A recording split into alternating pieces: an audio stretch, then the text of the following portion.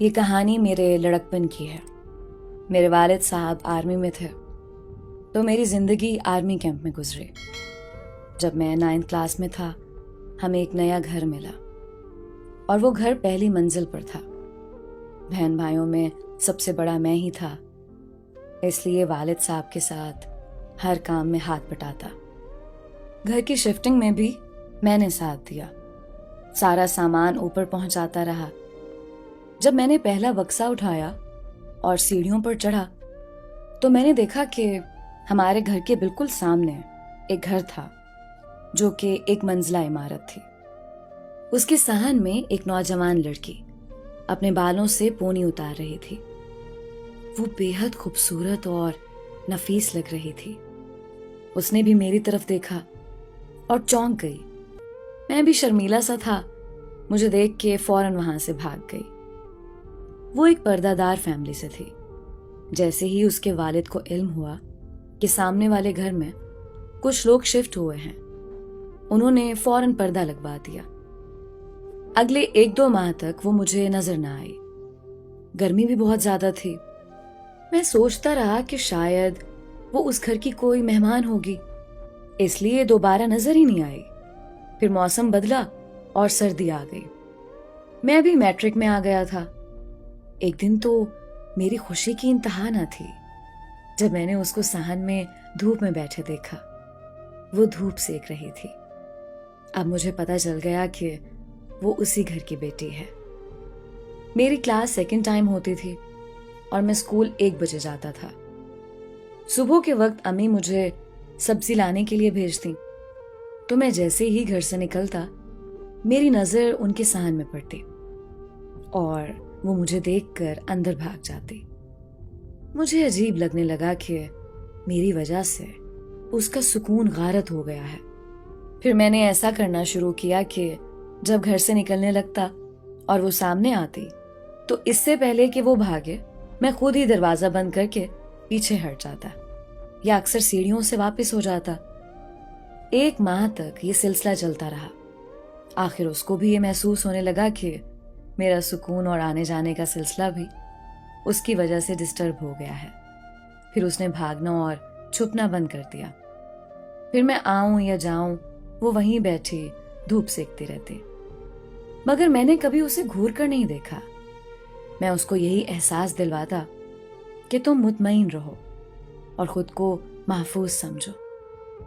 میری اس عادت کی وجہ سے اسے کب مجھ سے محبت ہو گئی اور وہ میرا انتظار کرنے لگی۔ مجھے کوئی خبر ہی نہ ہوئی۔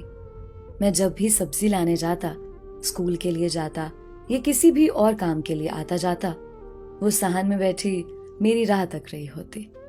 اس کی نگاہیں ہمارے گھر پر ٹکی رہتی۔ میں شرم سے ایک پل سیڑھیوں پہ نہ رکتا۔ اس نے مجھے متوجہ کرنے کے لیے کھانسنا، تالی بجانا شروع کر دیا تاکہ میں اس کی طرف دیکھوں، مگر مجھے ڈر لگتا تھا۔ میں جب بھی اپنے کمرے کی کھڑکی سے دیکھتا وہ ہمارے گھر کی جانب ٹکٹکی باندھ کر دیکھ رہی ہوتی۔ اس بات نے مجھ پر بھی بہت اثر ڈالا اور ایک دن جب اس کی اور میری امی دونوں بازار گئیں، میں نے اپنے کمرے کی کھڑکی کھولی اور بہت اونچی آواز میں گانے سننے لگا۔ مجھے ابھی بھی یاد ہے کہ میں نے اپنا پسندیدہ گانا کسی کے عشق میں خود کو مٹا لوں ہو نہیں سکتا لگا دیا اور ساتھ ہی اس کو مسکرا کر دیکھنے بھی لگا۔ یہ میری طرف سے پہلا رسپانس تھا اسے، اور اس پر اس کے چہرے پر جو خوشی آئی وہ آج بھی یاد ہے مجھے۔ اس کا وہ خوشی اور شرمیلا سا چہرہ میری آنکھوں سے کبھی نہیں ہٹا۔ کچھ وقت کے بعد امی واپس آ گئیں۔ امی نے مجھے باہر سے کچھ لانے کو بھیجا۔ جیسے ہی میں گھر سے باہر نکلا وہ اپنے دروازے سے باہر نکلی اور میرا نام لے کر آئی لو یو بول کر گھر چلی گئی۔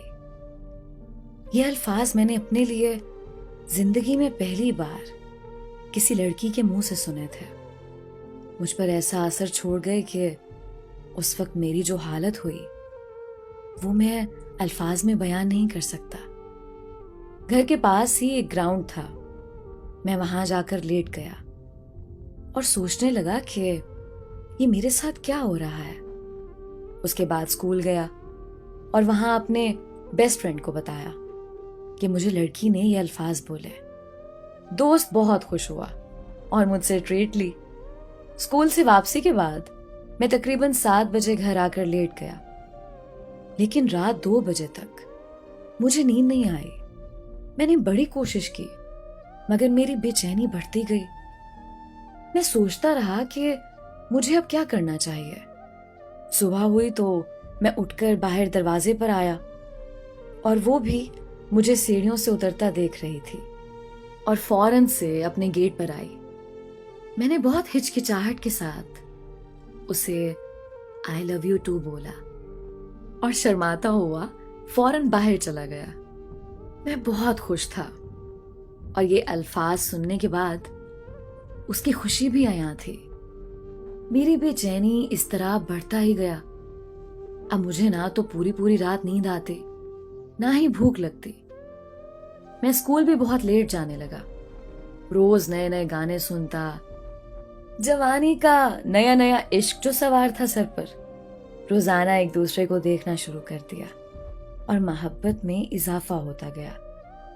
اس ٹائم ہمارے پاس فون تو تھا نہیں کہ ایک دوسرے سے بات کرتے، تو بس ایک دوسرے کو دیکھ کر اشاروں میں بات کر کے گزارا ہوتا رہتا. ایک دن اس نے مجھے گھر کی بیک سائڈ پر بلایا اور باتیں کرنے لگی. اس نے مجھ سے شکوہ کیا کہ تم بہت کم نظر آتے ہو، میری آنکھوں کے سامنے رہا کرو نا. میں نے بھی وعدہ کیا کہ اب تمہیں ضرور نظر آؤں گا. ہائے، وہ ملاقات ہماری پہلی اور آخری ملاقات تھی. جس طرح سے ہم ایک دوسرے سے شرما رہے تھے اور ایک دوسرے کو اپنی آنکھوں کے ذریعے ایک دوسرے کی اہمیت اور پیار جتا رہے تھے. اس کے بعد ہماری محبت میں اضافہ ہوتا چلا گیا. میرا کھانا پینا، نیند، اسکول چھوٹ گیا. میری حالت بہت عجیب ہو گئی. میری والدہ بہت پریشان تھیں کہ آخر مجھے ہوا کیا ہے. ایک دن انہوں نے مجھے بٹھا کر پوچھ ہی لیا. میں نے بھی ڈرتے ڈرتے ان کو بتا ہی دیا کہ مجھے پیار ہو گیا ہے. میری والدہ غصہ کرنے کی بجائے بہت سمجھداری کے ساتھ ہنستے ہوئے بولیں، اچھا تو پیار کا بخار چڑھا ہے میرے بیٹے کو. میں بھی کہوں کہ نہ نزلہ نہ بخار، آخر وجہ کیا ہے کہ جناب کی حالت خراب ہے؟ تو یہ وجہ تھی. اچھا بتاؤ کس سے محبت کر بیٹھا ہے میرا بچہ؟ میں نے بتایا، امی محلے کی نسرین ہے نا، وہ مجھے بہت پسند ہے. میری امی نسرین کا نام سن کر کہکا لگا کر ہنس پڑی. اچھا تو میں بھی کہوں کہ وہ پورا دن کیوں لپسٹک لگائے اپنے صحن میں بیٹھی رہتی ہے؟ اچھا تو وہ تمہارے لیے بیٹھتی ہے، یعنی میرا بیٹا اتنا بڑا ہو گیا ہے کہ اب اس کے لیے لڑکیاں انتظار کرتی ہیں. یہ بات کر کے وہ اچانک سے سنجیدہ ہو گئیں اور مجھے سمجھاتے ہوئے بولیں، بیٹا وہ تم سے بہت بڑی ہے، اس بے وقوف کو تو کوئی عقل نہیں ہے، تو تم ہی عقل کرو. اس کی تو جلد شادی ہونے والی ہے اور ابھی تم بہت چھوٹے ہو بیٹا، ابھی تو تمہارا پڑھنے کا وقت ہے.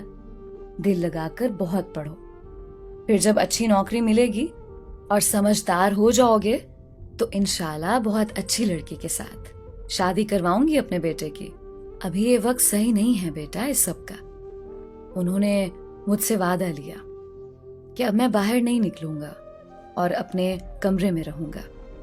اسکول کے لیے بھی باہر نہیں جاؤں گا کیونکہ ہم اس محلے میں صرف 1 سال کے لیے آئے تھے اور اب ہم نے 3 دن بعد یہ محلہ چھوڑ دینا تھا.